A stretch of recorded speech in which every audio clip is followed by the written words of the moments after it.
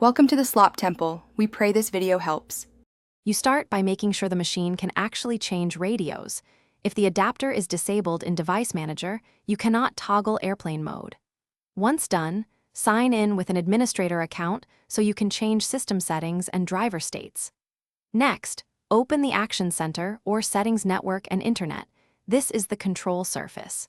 You do this now so you don't hit permissions or hardware blockers later. Follow the visible toggles and menus to proceed without interruption. Now look for the airplane mode switch in Action Center or under Settings Network and Internet and turn it off. That's usually sufficient. If the toggle is missing or grayed out, open Device Manager, expand network adapters, and enable any disabled Wi-Fi or Bluetooth devices. Drivers control the hardware state. Once enabled, make sure drivers are up to date, and if a recent update caused the lock, roll back the driver. These steps fix most system-controlled airplane mode cases. Finish by restarting the desktop to ensure driver and setting changes take effect. Many hardware toggles only fully reset after a reboot. Once restarted, verify Wi-Fi networks appear and that airplane mode is off in settings.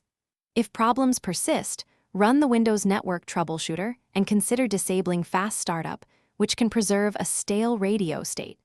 As a last resort, check the BIOS wireless setting or perform a system restore to a point before the issue starts. Thanks for watching. Consider subscribing if we helped you.